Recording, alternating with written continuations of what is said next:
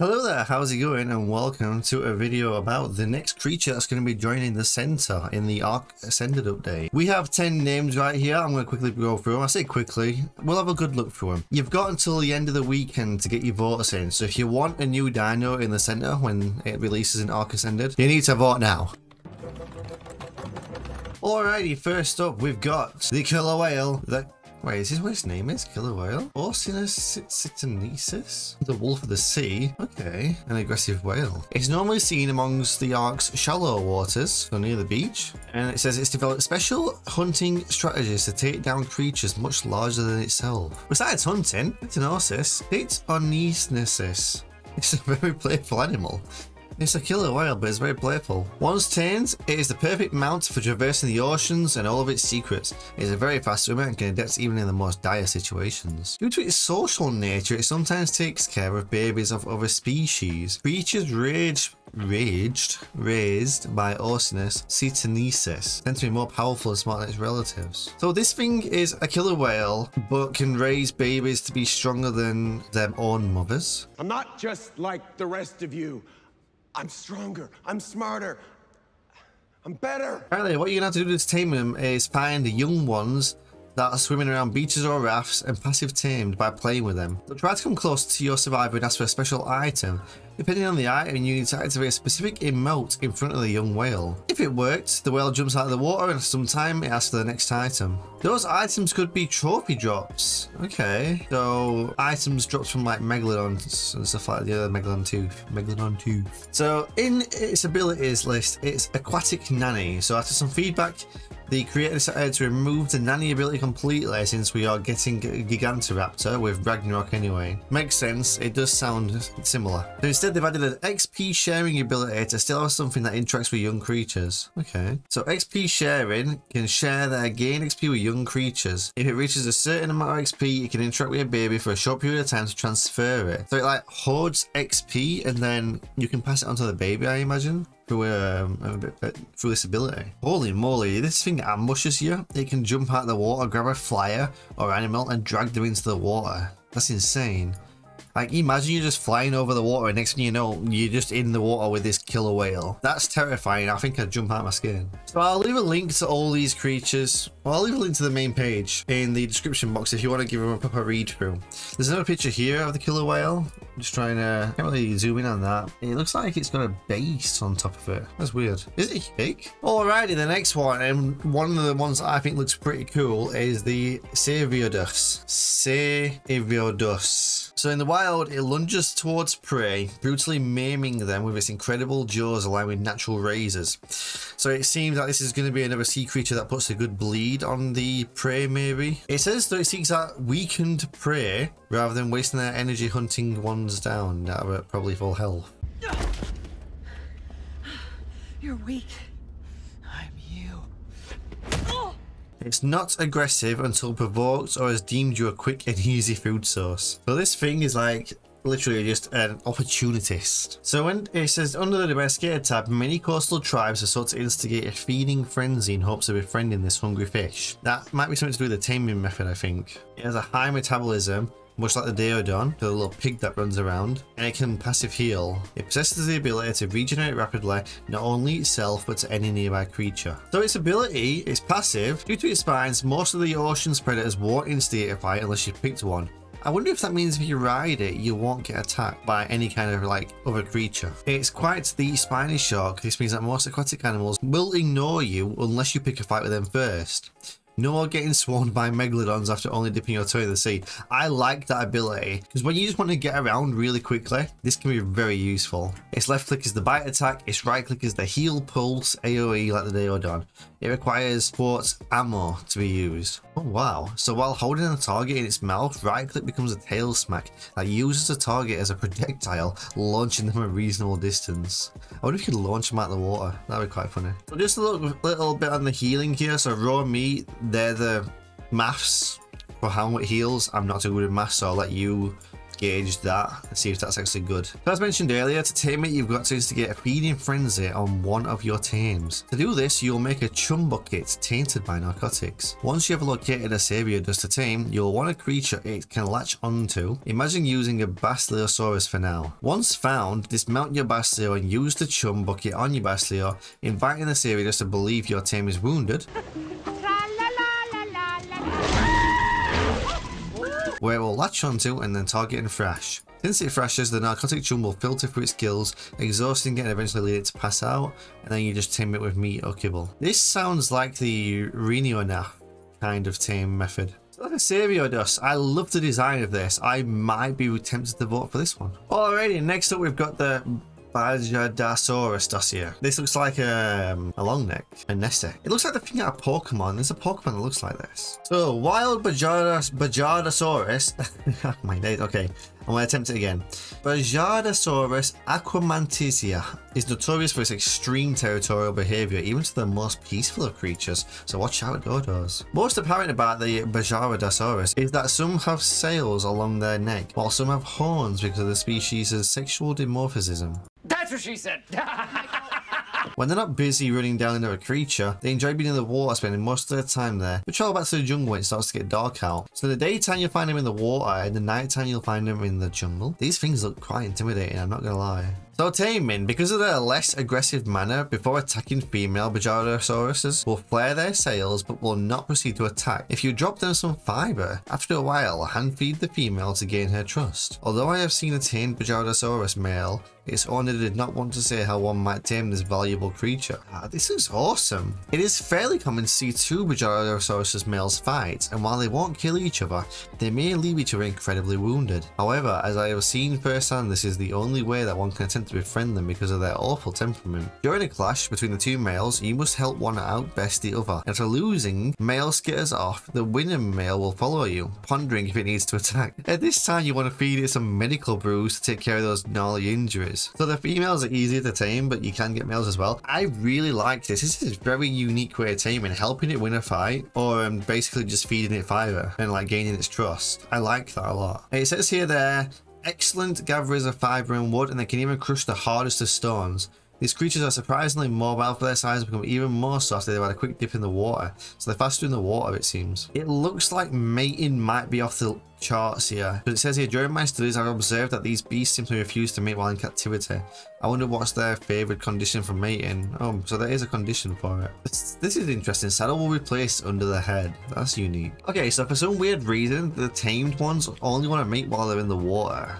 Interesting. But if you hatch one in the water, it gets a permanent buff called water birth that works similar to imprinting and can be stacked with it. Oh, don't let the baby drown, however. So their passive abilities are accelerate slowly while running, hydration buff when in combat, filtered water containers in the inventory activates the hydration buff, rain activates the hydration buff, a toggle neck mode allowing the creature to lower its neck to dodge projectiles or fit into places it previously could not. It can't harvest berries or seeds, and it only eats fiber. This is really, really good. I like the look of it. It looks awesome.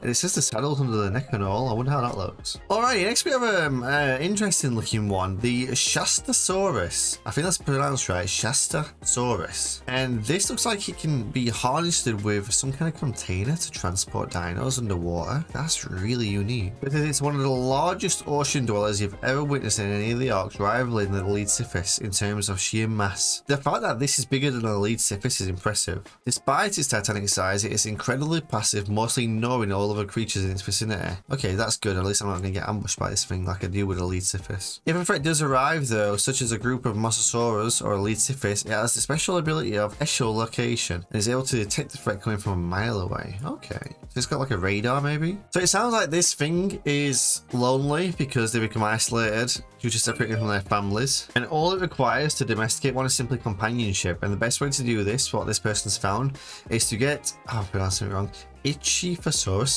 Simply bring a group of them over and the two species will begin to interact, with the Shastasaurus eventually joining the group and therefore your tribe. Once tamed, it makes an incredible beast of burden able to carry an insane amount of weight due to this. So its ability though, when it's underwater, the saddle acts as a submarine. Now that is fantastic. I don't know why we got more of that if we have, point me out, but I'm pretty sure we ain't got any of them. The saddle fires torpedoes underwater, specifically projectiles that deal heavy explosive damage upon impact. They can only be crafted in the inventory of the Shasta. Okay. When the Shasta surfaces, the saddle transforms into a whaling ship where the submarine dome disappears and opens up to reveal harpoon guns. It has echolocation, giving it a built-in submarine radar, allowing it to detect enemies. It can charge up a sonic blast when with this echelon. It disorientates enemies. It's very efficient at gathering oil from underwater oil veins and gathers black pearls effectively. This thing, I'm not a fan of it in general. However, this here, this submarine thing, I think this should be incorporated and be a possible saddle for most underwater dinos that are massive. Right, the next one is the Miracinonyx. Oh my god. Okay, next one is the Miracinonyx. Says here, I used to believe that the Gallimimus were the fastest sprinters of the ecosystem. That was until I witnessed the Miracinonyx rapidos. It appeared out of the bushes as a mere blur, whizzing the air behind it as it blitzed forwards. Before I'd even realised it, it already killed a Gallimimus. I hope you're well prepared to ride a Miracinonyx because their speed is overwhelming. I'd compare the force of their initial velocity to the rush of a roller coaster launch. This looks absolutely amazing. Now, I know this is the problem. It's the centre. And there's a lot of water on the center. This dino here, I think I would love this on other maps. It looks amazing and the baby looks cute. Look at it go. It aims to be the fastest creature in the entire game. I don't think you have any idea how fast I really am. I'm fast as fuck, boy. It's also capable of pulling off some craftily combative tricks. With blazing agility, it can spark up some heat and trap foes in trails of fire. Even snarky with its ability to run upon a target and quickly slip an active bear trap, grenade, or other prime weapon right under their feet. Should all else fail, a well-timed, speedy swipe is sure to deal some sufficient hit and run damage. This thing sounds awesome. Yeah, it's no fall damage. I can't believe it. Like that alone. Oh my god, this is like the ultimate mount. I tend to run no fly servers. This thing is insane for that. It possesses some degree of swimming and paddling as well. It can transition from swimming to running atop the water. Oh my god, I'm gonna cry. I want this dino. Default sprinting speed is akin to that of a Magnamar. Sprinting speed upon using its maximum boost ability lets you just barely surpass the tech skiff. That's just mad. It has 4 styles. Default mode allows it to use its standard mouse attack. Has a deployment style, looks like it's where you drop the traps. Blazing style is where you drop the trail of fire. And then leisure travel, weave around objects. It will swerve around nearby obstacles such as a rock and trees and creatures, so maybe if you run directly into the tree, it automatically moves you around the tree. Okay, so the fact that this isn't a water mount and on the center is a bit disappointing. However, I want it. I love it. I will literally take a holiday to the center to get one of these and bring it back with me. Alrighty, next we have the giant hermit crab, Mesoparapylocheles. Oh my days, don't ask me to say that again, please. Says here, this creature may look scary, but they actually are very friendly. I don't know, man. This looks quite... It does look a little bit intimidating, actually. You saw that running towards you on the beach. You'd be a bit scared, maybe. You can find them around the beach or in less populated areas of the ocean. And most of the time, you'll find it in groups, trading their shells for a bigger one between each other. They can use their strong claws to stick themselves to the ground and let it go, throwing itself like a cannonball. An extremely useful move to move around since the heavy shell they carry on their back makes them incapable to swim at a reasonable speed. Alright. So, to domesticate, you'll need to get their trust with the use of their favourite objects, their shells. The survivor can scare these big creatures by hitting their shell, making them hide inside their shells. While they're hidden, you can use that chance to hit their shell with a metal tool that's in a bad condition. At that moment, the hermit crab will become extremely worried about its shell and try to repair it. And that's just your chance. Give the crab its resources. It's asking and he'll be grateful for life. Just don't tell them the truth. That's hilarious. You're my friend now. We're having soft tacos later. You basically just whack their shell into the point where it's nearly broken, and then when they come out and they're like, oh my god, my shell's broken, you're like, look bro, I will help you fix it for a price, your loyalty. After domesticated, the crab can be taught to build shells that allows the master to see from the inside of it, giving them protection from creatures that could take them out, such as a Capus or a Orcinus. But the sacrifice not being able to use tools and weapons when mounted. We learn here that it's a docile creature, so it won't attack the player, only if threatened. You'll find them around the beach, which we've already mentioned, and they'll be changing shells with each other, or just hiding in their shells waiting for others to come for some shell trading. They're the traders of the ocean, man. It can do multiple punches, I'm presuming because of its many arms. It can go hide mode, mode, and you can go inside there with it, so you can just like wait something out if you want to. And they can use the weight of their shells to get them on the ground, like if it was on land, and they can use the walk underwater, spin underwater. And they had the cannonball launch. I'd like to see that in person. Question, how do I tame it underwater? The C4 works there? Great question. My original idea was about using grenades, rocket launcher, and the C4D. But after some testing, I found out the grenades in the rocket launcher do not work under, but the C4D does. So I went with C4D for taming. Doable underwater and on land. There you go. Quite cool. Do like it. I love the taming method for this one. The taming method makes me laugh, where you have to literally like beat it and then help it get better. That's kind of funny. So this one is going to be the Hatzegopteryz, the island hopping pterosaur with near infinite stamina. I imagine the hats would be no apex in the sky rather than apex on the ground, just the way it was IRL. So the Hatzegopteryz is one of the most amazing, majestic, and surprisingly very common creatures on this arc. Hatz is an island hopping pterosaur that lives on coastal islands but can also commonly be found nesting, hunting, and taking care of their young atop the floating island. But they are not aggressive towards humans. In fact, they are incredibly curious of people and will come up to the people without aggression. However, if you have any baby dinosaur with you, they'll snap them up in an instant. Wait, like steal them or eat them? It says they have found that offering meat to the Hatzegopteryz, I can't pronounce dino names, man, will grant you a high tier loot from their piles of treasure hidden underneath the floating island. Once tamed, it will become your best friend and will be a hunting buddy and loyal defender. The saddles I've seen used for this magnificent creature is one that carries 2 survivors and is equipped with a small machine gun turret for defense. The thing is, Hatzes are not built for air battles. They can be equipped with a bombing saddle as well, assisting in moving large amounts of resources with a saddle with crates on the sides. Interesting. The taming method for this is quite horrific. You have to feed the Hatzegopteryz baby dino. Hello, thank you. Psst, thank you. Raggy? Scooper! Hey, let's run for it. We gotta get out of here. I'm a racker rice. A sacrifice.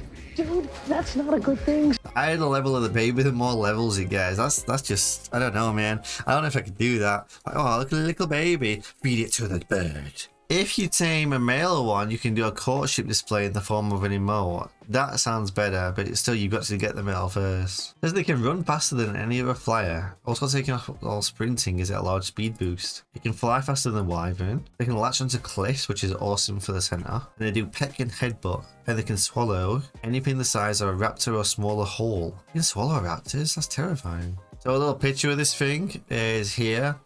As you can see, it's quite large compared to a person.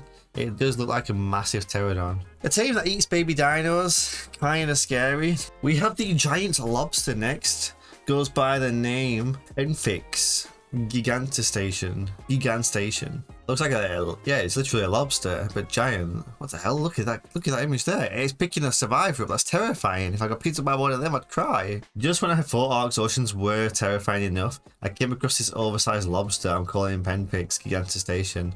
It has 2 unique claws, one for grabbing its prey and one more for stabbing. When it isn't walking along the ocean floor, it can be seen occasionally hiding in the sands of beaches. Oh my days, that's terrifying. Survivors must not approach a bird lobster unless they plan to tame one. If you manage to tame it, you'll find this megalodon-sized crustacean has some incredible utility both inside and out of combat. It can act as your underwater Deodon, so it can do a heal like the Saivodus. It will heal both allies on land and water. It can even latch onto itself onto allied creatures. Okay, that's cool. If it latches on, it heals at a much faster rate as well. That's really useful for like if you're doing underwater cave exploring and stuff. I'm more a PvE guy, so I don't really do PvP underwater fights. So for taming, you need to let the giant lobster grab you with its claw, and before it stabs you with its sharp claw, feed it extraordinary kibble, where it will drop you and become a passive for a little bit before becoming aggressive again. Repeat until tamed. That's insane. You literally have to like dance around with death just to get one of these things. Let's see, there's a unique encounter, the blue lobster. Blue. I like it. I like the patterns on it as well. It has a 1% chance to spawn. Oh no way. It can heal much more than a regular one. That's impressive. I love the different variant there. That's amazing. Alright, next up we have the Nothosaurus lucidus. This looks really cool. It looks the same size as a human, a little bit bigger. This marine reptile can be found in the oceans and beaches in the center in packs of 2 to 5 individual with their razor sharp teeth and high mobility. Paired in a pack, it is a dangerous sight. Nothosauruses can be found laying on the surface on their backs or hunting for any fish that swims near. They have a special item called Glow Dye that can be applied to armor. So they have a pack buff, and they are the speed of a Sarco on land. Reaching the surface of the water will briefly propel you forward with a fast pace and give you a 5-second speed boost, but it does drain a lot of stamina. The boiling water can be used to penetrate armor. I think it spits boiling water. There's the ability here, boiling mist. On land, it will spit out a piping hot mist that will blind foes. Boiling beam will do a chain of damage and give you the new status effect, Scalded. This will nullify armor of creatures and survivors by half. That's pretty strong, that right there. Boiling shots, these will work like rapid fire and can be used to stack up on lesser scalding, nullifying armor by 5% of every shot. So it's a stacking version of boiling beam, but it's boiling shots. To tame a Notho, you need to kill its pack, whereafter it will go passive and drop a pearl. This can either be a black pearl or silica pearl. The Notho will pick it up to do a pearl check. If it doesn't like it, it will drop it and you'll have to wait. If it does like it, it'll start playing this time to go up and to feed it a Tuso tentacles. Rinse and repeat. I like how it was like, evaluates your pearl, looks at it and goes, nah, not having that, mate. Awesome design, a little bit a lot. And last but not least, we have the Thoracopterus. This looks interesting. Something Ark has needed for a long time. Some new creatures to make the ocean more diverse and exciting, so I'm here to present the Thoracopterus, known commonly as the flying fish. You have an image of it literally leaping out of the water there. Its ability is launch and glide. It gains speed to launch out of the water. The more speed you have, the higher you go into the air. That sounds fun. Similar to one wing, you will then hold a button to glide and control the angle. You'll be on a gliding fish. That's fantastic. To descend, there's a couple of options. A speedy dive. When done into deep water, it will be a quick way to reach the ocean's depths. Or a parachute-like ability for a more slow and controlled descent. Or simply glide until you reach the water again. I wonder if it's on land, it flops. Whilst in the water, it's able to do a charge attack, which will propel itself forward at a great speed. You can use this as a simple speed boost to move faster in the water, or you can hit an enemy basically with it. It has a spin attack and invincibility. Its iridescent scales are great at reflecting the ocean around them. So while in water, they are able to turn themselves and their rider invisible, similar to how a Desmodos can vanish into the night, making it easier to avoid these annoying stuns and scary alphas. This of course drains stamina quicker. That's kind of cool as well. Here we go, on land. What happens if you land it on land? No threat. Though it is a fish, if you do happen to get stuck on land, you do have time to get back into the water with either using Cryopod or its sliver flopping movement similar to the Ark Edition's Zipakinesis. Shuffle its way back into the water. I thought it'd be something like that where it flops around. Boats aren't safe. They're very skittish, rarely allowing you to get close before speeding off, and are especially afraid of boats. If you do manage to get close to one with a raft or a canoe, they may feel threatening enough to damage the vessel before speeding off. And you have a picture of it gliding mode. It's got wings.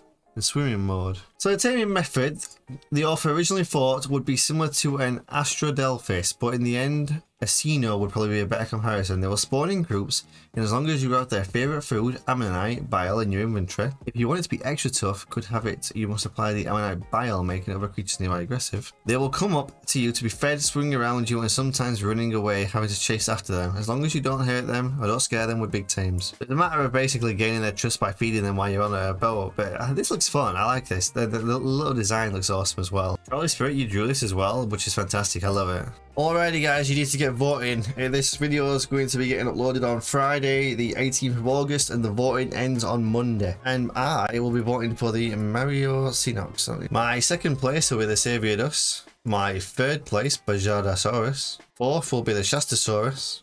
We're keeping Orcinus at 5th, the killer whale that likes to also look after things. The cute Thoracopterus will be going in at 6th.